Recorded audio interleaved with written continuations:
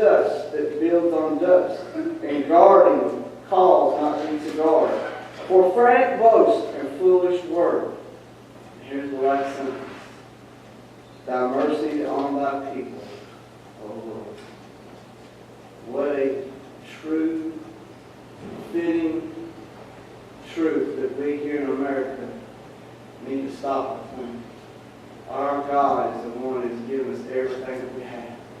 And ever since we put Him in a place of awe, in a place of remembrance, we have fought war after war with odds against us, from the Revolutionary War on down. Even during the Gulf crisis, it only lasted just a few hours, a few days. Anything could have happened. He could have dropped nukes. The Scuds could have had anything could have happened. But God gave us victory. And that's what we have to remember. So this being a time of remembrance, I ask you. Yeah, I know, we all forget, don't we? I don't know if I told y'all this or not, but I can't believe I'm old age. I went to visit somebody in the UK. And I parked in that parking structure over there. And I went over there a couple of ways to visit, came back. I don't like riding the bus on the Paranoid or whatever. I don't like riding, so I walked across the street. Got over there, and I knew for sure I was on C. That was in my mind. I was on C. I went up and down, all around, and every space. I passed it twice. To the third time, I finally found my car. So I know we all forget, don't we? Sometimes you write stuff down. I'm talking about myself. Lay it down and you forget. We're forgetful. I was like Brother Ken said a moment ago to me. This world is so fast-paced. Boom, boom, boom, boom, boom. We never sit back and kind of look at things, do we? And our minds are so turning with all like TV and computers and all that stuff that's real fast. It's just everything is just constant. And so we can't remember. But there's certain things, my friends, we as God's children, we as Americans need not to forget. We need to remember. Now I want to categorize them in 5 points this morning. And I pray about this afternoon you won't forget what those 5 points are. The first point, which this particular holiday means, is we need to remember those that have fought for us. Even in our text, we find in Nehemiah that Nehemiah had enemies, and his enemies were wanting to come out. They wanted to destroy the building of the wall. But what did he do? Nehemiah took charge and said, all right, you take your weapons. You go out and build, and you have one hand on a sword and one on a trowel. And you work and you guard. And he set up a guard. He had all this because there was an enemy around. But notice what he came out and said. And here's the key point. Even if they had the spears, even if they had the swords, even if they had the bows, without this next part, they would be defenseless. And that's what he said. He came before them and he said, all you nobles, all you people, stop and be not afraid. Remember the Lord, which is great and terrible, great and awesome and mighty. What does He do? He fights for us. He fights for the brethren. He fights for your sons. He fights for your daughters. He fights for your wives. He fights for even your houses. He fights for us. But does that mean that they can just sit back? Doesn't? No. He fights through people. And so we need to remember those people. Since the Revolutionary War all the way down to this very hour, that have shed their blood, that have given their all, that we might be able to come freely to the house of God and worship the way that we desire to worship. When there's nations all over the world where Christians, Baptists, are hiding and dying for the cause of Christ. We are so blessed. But let's remember, lest we forget. Turn over to 2 Samuel, the 23rd chapter. This very point we find in Scriptures is scriptural. That we do remember those that have gave their lives, those that gave some, those those that gave all, those that have served our nation, and those that are even serving at this day. David, in his last words, we find here, down in verse 8 of chapter 23 of 2 Samuel. 2 Samuel, he sat back and what did he do? He remembered. He remembered what?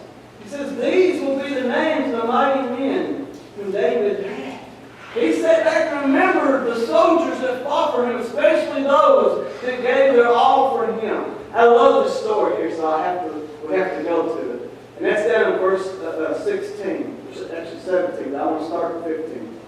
It says, in verse 15, it says, and David longed and said, oh, that one would give me drink of the water of the well of Bethlehem, which is by the gates. And he was in trouble. Saul was out to kill him. But he was thirsty, and he remembered that well in his childhood in Bethlehem when he was out there with the sheep. And he said, oh, just to have a taste of that wonderful, cold, cool water. And 3 mighty men break through the host of Philistines and drew the water out of the well of Bethlehem that was by the gate, and took it and brought it to David. Nevertheless, he would not drink thereof, but he poured it out into the Lord. And he stopped there and he said, Lord, he's been risked their life, come back and bring what he asked for, man. How ungrateful can you be? You know, you got the water and I poured it out. But here's the point. This is why David was a man after God's own heart. Because he saw what these men did. And he felt that he was unworthy. It says, and he said in verse 17, be it far from me, O Lord, that I should do this. Is not this the blood of the men that went in jeopardy of their lives? Therefore he would not drink it. These things did these 3 mighty men. He remembered and saw what they'd done. And he, in effect, as we do this day and tomorrow, is we remember the blood that was shed, that we might have the freedom. And we are so free right now. But let us remember, lest we forget. Secondly, let's remember our fighting examples. Remember those in Christ that have gone before us. Turn over to 1 Thessalonians, a very familiar scripture. I want you to read this because it, in fact, is what gives us peace. 2 Thessalonians 4, excuse me, 1 Thessalonians 4, yeah, that wasn't right. 1 Thessalonians 4, I just want to read part of this. Verse 13 through 15. But I would not have you to be ignorant, brethren, concerning them which are asleep, that ye saw not even as others which have no hope. I would say that everyone in this building today has lost loved ones that are dear to you. If not, if you live much longer, you will.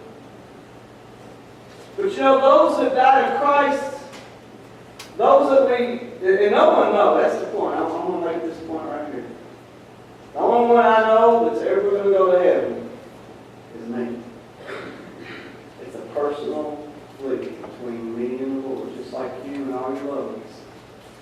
It's like the old saying, I'm going to talk to Sister Lowe and Sister Taylor this last week. A person woke up in heaven and looked, and he saw certain people there. He couldn't believe they weren't that they were there. And then he looked around looking for certain people, and they weren't there. And then someone shouted out or something, but the point is that he started thinking, he said, how? Why am I? Only by the grace of God. And that's what we got to understand. But our hope is in Christ. And those of our loved ones that have gone before us, this is what we must remember. It says, verse 14, for if we believe that Jesus died and rose again, even so them also which sleep in Jesus will God bring with him. For this we say unto you by the word of the Lord, that we which are alive and remain unto the coming of the Lord shall not prevent them which are asleep. And when you go out to that gravesite, when you put the flyer down, or you just stand there and you reminisce about wonderful time that you had. And that's the key, friends.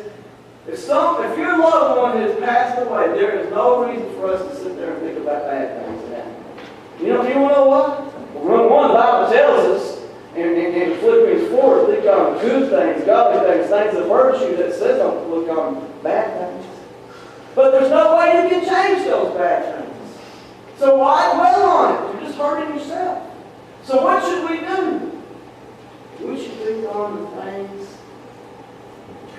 the blessings that you had with that love. And the peace to understand and know that one day, and it could be today, and I hope everyone is ready, has trusted Jesus Christ as personal Lord and Savior. This could be the day that we know we meet our loved ones that are in Christ. Yeah, awesome. Yeah, great. Amen? I say amen. That's a wonderful thought. It's not just they're in the ground, they're dead. No, if they're in Christ, they're with Him. And they're coming back. And that's the truth. Because it's not the word of Paul, it's the word of the Lord that tells us these things. Wherefore, seeing we are also compassed about with so great a cloud of witnesses. That's the second thing we should remember. Those loved ones in Christ set that example of that flight. They finished their mission. When their mission was done, guess what? God said it's time to come home. But they are witnesses that keep on keeping on until the Lord says it's on. But let us remember, lest we forget. Turn to Deuteronomy 6 and verse 3. The third thing I want you to remember, first thing, those that have fought for us to give us freedom, those that have died. Second is remember our loved ones in Christ that are fighting examples. Next, I want to think on and remember our founding fathers of America that fought for our freedom. You know that I think almost everyone that signed the Declaration of Independence lost something or someone. They all knew when they signed that paper that if they lost, they would be hung. And some of them were killed anyway. They knew that. But they in their hearts loved freedom, loved the future. You and me, that will be born, their posterity, they loved it so much that they would give their all that we could have what they could only dream of. Look at Deuteronomy 6 and verse 3. Hear therefore, O Israel, observe to do it, that it may be well with thee, and that ye may increase mightily, as the Lord God of thy fathers hath promised thee, in a land that floweth with milk and honey. You know that's what this nation has been throughout the world. Tell me what, how many people are trying to get out of this country, and how many people are trying to get in this country, and you'll see that we have something greater in this world than the rest of the world has. This to the world, the places that I've been and many of you have been, this is a place that flows with milk and honey. But we are blessed because these men who believed in God, they can change the history all they want. They can revise all they want. But everything that I read of all the Declaration of Independence, the Constitution, the laws, the amendments, all the meetings that they had prayer. The day that they put in there freedom of religion, not from religion, they went and had a church picnic. So you tell me these men do not believe in Almighty God and want our country to be led along the truth and even His Word. We are at a turning point, a crossroads. And like I said this morning in the devotion, if you don't know that you need to wake up and see it. What has happened to nations all the way down the line, even in our nation, is what they're trying to do is take away our personal freedoms. Take away our way of life. And then take away our guns so we can't fight.